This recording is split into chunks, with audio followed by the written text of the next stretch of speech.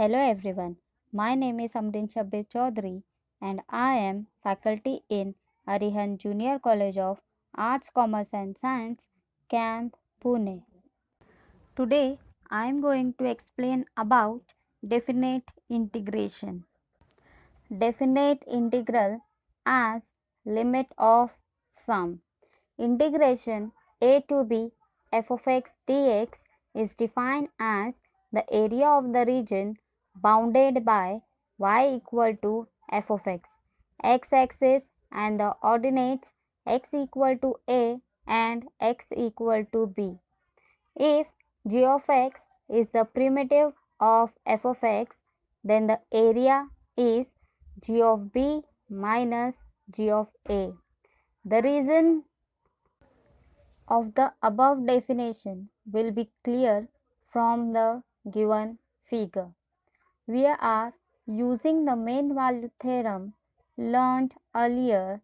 Divide the interval closed interval AB into a equal parts by a equals to x0 less than x1 less than x2 less than less than xn minus 1 less than xn equals to b. Draw the curve y equal to f of x in closed interval AB and divide the interval AB into n equal parts by a equal to x0 less than x1 less than x2 less than xn minus 1 less than xn equals to b. Divide the region whose area is measured into the strips as above. For example, integration 1 to 2 2x plus 5 dx. Solution given integration 1 to 2 2x plus 5 dx equal to integration a to b f of x dx. Now consider f of x equal to 2x plus 5 where a equals to 1, b equals to 2, which implies f of a plus rh equals to f of 1 plus rh equals to 2 into 1 plus rh plus 5. After solving, we get this is equals to 7 plus 2rh and h equals to b minus a upon n equals to 2 minus 1 upon n. Therefore, nh equals to 1. We know integration a to b f of x dx equals to limit n tends to infinity summation r equals to 1 to n h into f of a plus rh. Therefore, integration 1 to 2 2x plus 5 dx equals to limit n tends to infinity summation r equals to 1 to n h into 7 plus 2rh, which is equals to limit n tends to infinity summation r equal to 1 to n 7h plus 2r h square. Here we multiply this bracket with h and this is equals to limit n tends to infinity. 7h is a constant term, we will take outside. Therefore, summation 1 plus and here 2h square is a constant term and will take outside summation r, which is equal to limit n tends to infinity 7h summation of 1 is n plus 2h square into n plus 1 upon 2, where summation r equals to n into n plus 1 upon 2.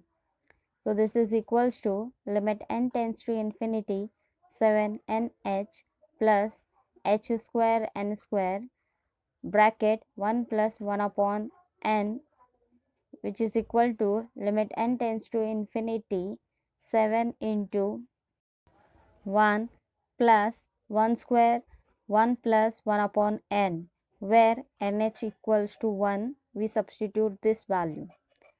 So after solving, we get this is equals to 7 plus 1 into 1 plus 0, which is equals to 8.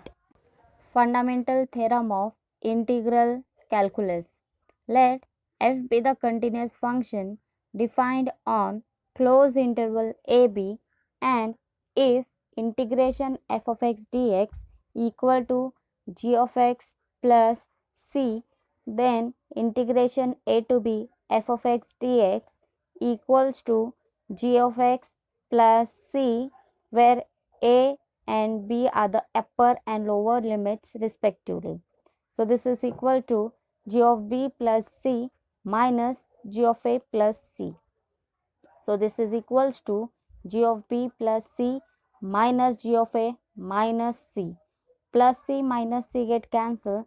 So this is equal to g of b minus g of a. In integration a to b f of x dx, a is called as a lower limit and b is called as an upper limit. Example, integration 2 to 5 x square minus x dx equals to x cube upon 3 minus x square upon 2, limits 2 to 5.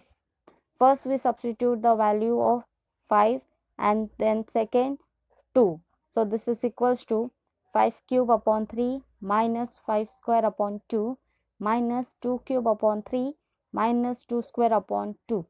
So this is equals to 125 upon 3 minus 25 upon 2 minus 8 upon 3 plus 4 upon 2. So this is equals to 117 upon 3 minus 21 upon 2.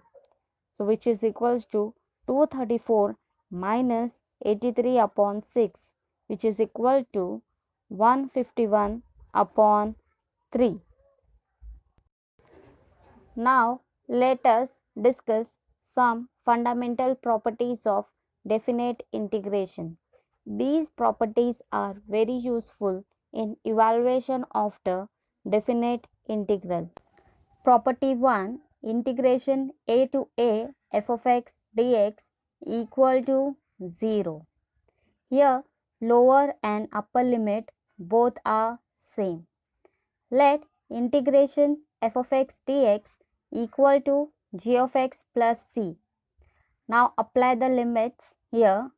So this is equals to integration a to a f of x dx equal to g of x plus c, a to a equals to g of a plus c minus g of a plus c. G of a plus c minus g of a plus c get cancelled. So answer is 0. Now property number 2. Integration a to b f of x dx equals to minus integration b to a f of x dx. Let integration f of x dx equal to g of x plus c.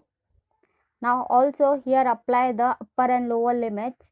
Therefore, integration a to b f of x dx equal to g of x plus c, a to b, which is equal to g of b plus c minus g of a plus c. So this is equals to plus c minus c get cancelled. Therefore, this is equal to g of b minus g of a. Now take minus sign outside.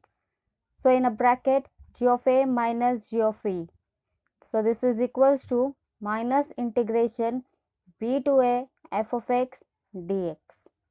Thus integration a to b f of x dx equal to minus integration b to a f of x dx. For example, integration 1 to 3 x dx equals to x square upon 2, where lower limit is 1 and upper limit is 3. So substitute these values. So this is equals to 3 square upon 2 minus 1 square upon 2 equal to 9 upon 2 minus 1 upon 2, which is equals to 4. Now integration 3 to 1 x dx equals to x square upon 2. Here lower limit is 3 and upper limit is 1. So this is equals to 1 square upon 2 minus 3 square upon 2 equal to 1 upon 2 minus 9 upon 2. This is equals to minus 4. Hence proof. Property 3, integration a to b f of x dx equal to integration a to b f t dt. Let integration f of x dx equal to g of x plus c. LHS equals to integration a to b f of x dx equal to g of x plus c a to b. G of b plus c minus g of a plus c equal to g of b minus g of a. This is equation 1. RHS equal to integration a to b f t dt equals to g of t plus c a to b equals to g of b plus c minus g of a plus c. Here also plus c minus c cancel and this is equals to g of b minus g of a.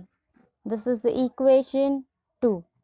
So from 1 and 2 we can say that integration a to b f of x dx equal to integration a to b f t dt.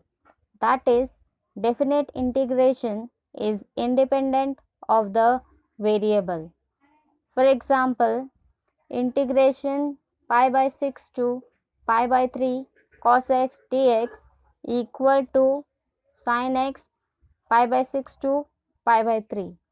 Substitute these values in place of x.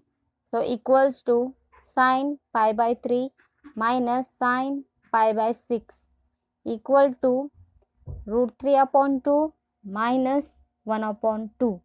So this is equals to root 3 minus 1 upon 2.